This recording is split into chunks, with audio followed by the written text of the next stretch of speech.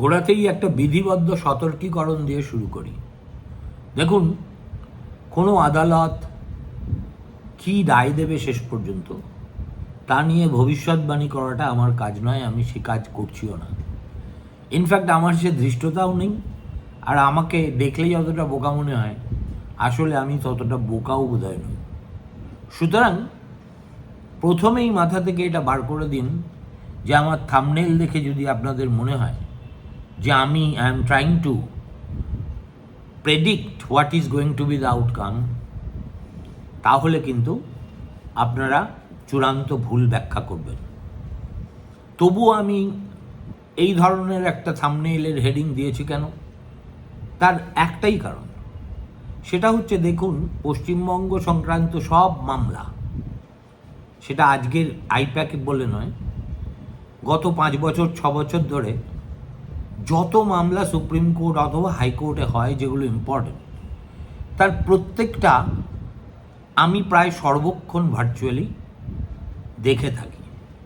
দেখতে দেখতে দেখতে দেখতে দেখতে দেখতে এবং আমাকে নিজেকেও যেহেতু এই আদালত থেকে ওই আদালত, ওই আদালত থেকে সেই আদালতে দৌড়তে হয়, ফলত আদালত কিভাবে বিহেভ করে সেটা বোঝার মতো কিছুটা অভিজ্ঞতা, এবং যেহেতু আমি নিজেও পোড় খাওয়া বান্দা, ফলে কিছুটা হলেও আমি আন্দাজ করতে পারি।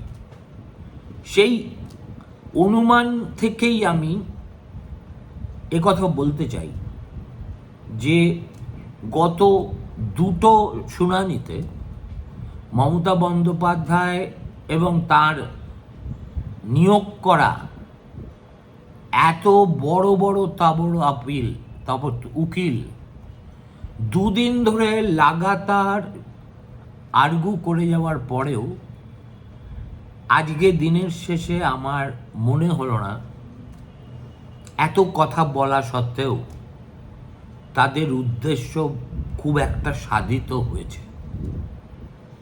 বরং বিচারপতি মিশ্র অনেক সময়ই এমন সব মন্তব্য করেছেন যা থেকে পরিষ্কার ইঙ্গিত মিলেছে যে তিনি শুনছেন বটে, তবে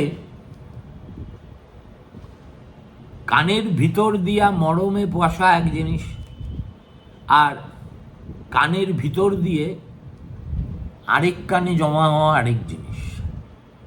কেন বলছি আমি কথা? প্রথমে দেখুন,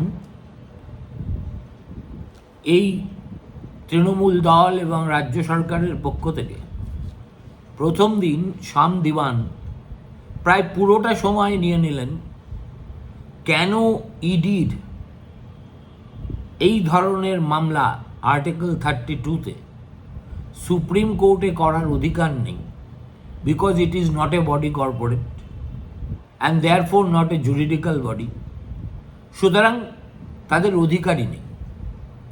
এই একটি পয়েন্ট প্রধানত প্রমাণ করতে দিওয়ান পাক্কা 2-2.5 ঘন্টাই নিয়ে নিলেন। আর শেষ শুনানিতেও একেবারে শেষের দিকে কপিল সিব্বল তার কথা শুরু করেছিলেন। আজকেও এই 11:30 নাগাদ আদালতে এই নির্ধারিত মামলাটি ওঠার পরে তিনি মধ্যাহ্নভোজের আগে পরে মিলিয়ে প্রায় 1.5-2 ঘন্টা সওয়াল করেছেন। দিওয়ান যেমন এনফোর্সমেন্ট ডাইরেক্টরেটের আইনগত বৈধতার প্রশ্নটি তুলেছেন, আজকে সিবাল বোঝাতে চেষ্টা করেছেন যে ফান্ডামেন্টাল রাইট অর্থাৎ মৌলিক অধিকার ইনভোক করে এই ধরনের একটা মামলা সুপ্রিম কোর্টে সংবিধানের 32 নম্বর ধারা অনুসারে করা যায় না। এবং তিনি বলেছেন যে হুজুর, আপনারা যদি শেষ পর্যন্ত এটাকে অ্যালাউ করেন তাহলে দেখা যাবে যে যে কোনো পাবলিক সার্ভেন্ট তার কাজে যেখানেই বাধা পাবেন তিনি সুপ্রিম কোর্টে দৌড়ে আসবেন তার মৌলিক অধিকার কেড়ে নেওয়া হয়েছে বলে সেটা কিন্তু মোটেই ঠিক হবে না, বরং সেটা একটা বিচ্ছিরি প্রেসিডেন্ট তৈরি করবে। সুতরাং as an officer of enforcement directorate কোনো অফিসার মৌলিক অধিকার লঙ্ঘনের দাবি জানাতেই পারেন না। অন্যভাবে ব্যক্তি হিসেবে তারা জানাতেই পারেন। সুতরাং এখানে ফান্ডামেন্টাল রাইটের প্রশ্ন উঠছে কথা। দেখুন, এই ফান্ডামেন্টাল রাইট ভায়োলেটেড হয়েছে বলে এনফোর্সমেন্ট ডাইরেক্টরেটের পিটিশনে বিস্তারিতভাবে অভিযোগ করা হয়েছে। কপিল বলুন, দিওয়ান বলুন, অভিষেক মনু সিংভি বলুন, কল্যাণ বলুন, সবাই আসলে ওই পিটিশনের বিভিন্ন ক্লজ নিয়ে জবাব দিচ্ছেন। আজকে পর্যন্ত 2 দিন হয়ে গেছে, পরের দিন কি হবে আমি জানি না। এখনো ওই সাউথ ইন্ডিয়ান ভদ্রমহিলা বাকি আছেন,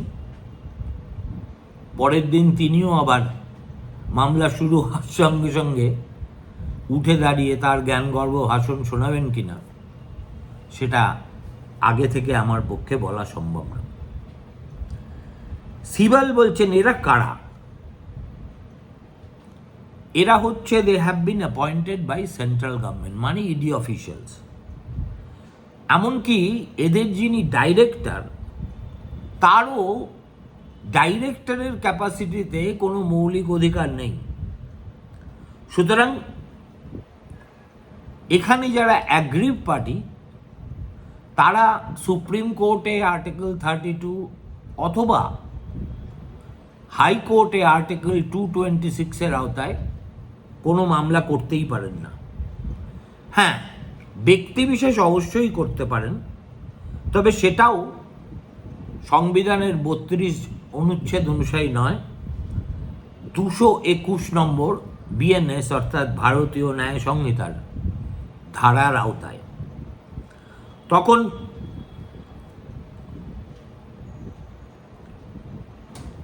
বলছি, এটা ইডি নিজেরাই ক্লেম করেছে যে তারা in the discharge of the statutory duties certain offences under the BNS were committed. সেটা কখনো একটা ফান্ডামেন্টাল রাইট প্লিড ফাউন্ডেশন হতেই পারে না। এখন এই একই কথা সিবাল যখন বললেন যে ওই ইডির পিটিশন থেকে একটা অংশ পড়ে, যেখানে ইডি লিখেছে যে retaliatory FIRs deliberately registered against ED officers only with the object of intimidating them and deterring performance of functions under PMLA, which is in the teeth of Articles 14 as well as 21. এখানে সিবালের মত যে একবার যদি আপনারা এটা allow করেন তাহলে it will open up A Pandora's box. আমি বারবার করে বলেছি যে এদের কোনো ফান্ডামেন্টাল রাইট নেই। তখন মিশ্র কেন আমি এই অনুমানে এসেছি তার প্রথম সংকেতটি দেন। তিনি বলেন, please concentrate on the fundamental rights of the officers of the ED with whom the offence has been committed. আপনার বক্তব্য শুনছি আমরা, কেননা যদি না শুনি তাহলে রায় দেওয়ার পরে আপনারাই বলবেন যে আমাদের কথা ভালো করে না শুনেই রায় দেওয়া হয়েছে। বোঝাই গেল সেই সুযোগ বিচারপতি মিশ্র বা তার ব্রাদার জাজ মমতা বন্দ্যোপাধ্যায়ের কৌশলীদের দিতেই চাইছেন না। অতএব অনেকটাই অপ্রত্যাশিতভাবে এত সময় নিয়ে আর্গু করার সুযোগ তারা পেয়ে যাচ্ছে। কিন্তু যেই এই ফান্ডামেন্টাল রাইট নিয়ে কপিল কিঞ্চিত বক্রোক্তি করে উঠলেন, তখন বিচারপতি মিশ্র পরিষ্কার বললেন যে আপনি তো শুধু ইডি ইডি ইডি করে যাচ্ছেন। এখন ভুলে যাচ্ছেন যে এখানে দুটো পিটিশন দাখিল করা হয়েছে। দ্বিতীয় পিটিশনটা কিন্তু এনফোর্সমেন্ট ডাইরেক্টরেট করেনি, করেছে individual officers who were the victim of that offence. প্রথম ইঙ্গিত। সুতরাং আপনারা একটা ইডির অফিসার সই করে ডেলিগেট করা পাওয়ার দিয়ে মামলা করছে, সেটা নিয়ে যা বলছেন তার যদি বা কিছুটা যৌক্তিকতা থাকে, তাহলে তার সঙ্গে সঙ্গে তো যারা ভিকটিম অফ দ্য সিচুয়েশন সেই অফিসাররাও তো আলাদা আলাদা করে আবেদন করেছেন, তাদের কথা কি করে ভুলে যাওয়া যাবে? এখন এই কথাটা শুনে কপিল বলে ওঠেন যে দেখুন, এই ব্যাপারের একটা স্ট্যাচুটারি রেমেডি তো আছে এবং সেই রেমেডিটাই ফলো করা উচিত। আমি কিন্তু এখন আর মেনটেনেবিলিটির ইস্যুতে কোনো আর্গু করছি না।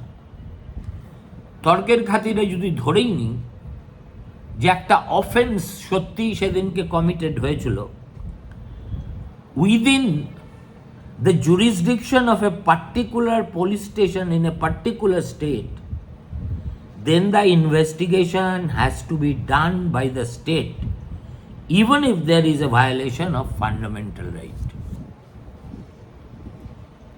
অর্থাৎ কোথাও যদি কোনো রাজ্যে কোনো পুলিশ স্টেশনের জুরিসডিকশনের ভিতর কোনো অপরাধ সংঘটিত হয়ে থাকে, তাহলেও তা নিয়ে তদন্ত করার অধিকার আছে একমাত্র সে রাজ্যের পুলিশের। যদি ধরে নিই তর্কের খাতিরে তাদের ফান্ডামেন্টাল রাইটস ভায়োলেটেড হয়েছে, তাহলেও এরপরেই সিবাল বলেন, আচ্ছা তর্কের খাতিরে ধরে নিচ্ছি যে offences by the ED are committed when is the fundamental right etcetera. তারপরে তিনি ইলাস্ট্রেশন দেওয়ার কথা বলেন। এরপরে আবার ইন্টারভিন করেন বিচারপতি মিশ্র। তিনি বলেন, মিস্টার সিবাল, আপনি একটা জিনিস ফান্ডামেন্টাল ইস্যু ভুলে যাচ্ছেন।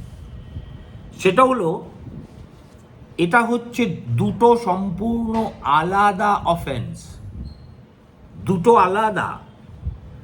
এখন offenses, while PMLA is going on, PMLA officers have not unearthed or come across some other offense.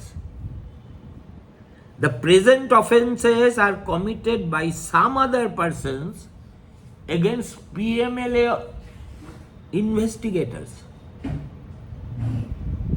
আরেকটা দ্বিতীয় telltale sign of how the judge's mind is working. তারপরে তিনি বলছেন যে আপনি বারবার পিএমএল-এর 66 ধারা দেখাচ্ছেন কেন? এই ধারার সঙ্গে এই মামলার কোনো সংস্রবই নেই। দুটো সম্পূর্ণ পৃথক অ্যালিগেশন করা হয়েছে। পিএমএল-এর সংক্রান্ত যে অভিযোগগুলো, সেগুলো ইডি তদন্ত করে দেখছে। আর দ্বিতীয় যে অপরাধগুলো সংগঠিত হয়েছে এবং যেগুলো নিয়ে ব্যক্তিগত স্তরে অফিসাররা অভিযোগ করছেন, সেটা সংগঠিত হয়েছে while the investigation of PMLA offenses was undergoing. তারপরেও আবার বলতে থাকেন যে এটা রাজ্যকেই জানাতে হবে। তখন উনি বলেন যে আচ্ছা, কোনো রাজ্যের মুখ্যমন্ত্রী যদি এসে এনফোর্সমেন্ট ডাইরেক্টরেটের কাজে বাধা দেন, তাহলে এনফোর্সমেন্ট ডাইরেক্টরেট সেই রাজ্যের পুলিশের হাতে তদন্ত তুলে দেবে যে রাজ্যের মুখ্যমন্ত্রী এই অপরাধটা করেছেন। এই যে একটা পাঞ্চ লাইন, এই পাঞ্চ লাইনে একটুখানি ঘাবড়ে গিয়ে কপিল সিব্বল তখন বলেন যে আপনি বলতে পারেন না এটা একটা অপরাধ সংগঠিত হয়েছে, এখনো পর্যন্ত এটা একটা অভিযোগ ছাড়া আর কিছুই নয়। আপনারা ধরেই নিচ্ছেন যে সিএম হ্যাজ কমিটেড অফেন্স। আবার মিশ্র সাহেব ইন্টারভিন করেন, আমরা কোনো কিছু ভুল বুঝছিও না, আর আমরা অভিযোগকে প্রমাণিত সত্য বলেও ধরে নিচ্ছি না। কিন্তু একটা কথা আপনাদের মনে রাখা উচিত যে প্রত্যেকটা অভিযোগের পিছনেই কিন্তু কিছু তথ্যগত ভিত্তি থাকে। অর্থাৎ ওই ইংরেজিতে প্রবাদ আছে না, যেখানে তুমি ছাই দেখতে পাবে তার পিছনে নিশ্চয়ই আগুন কিছু আছে।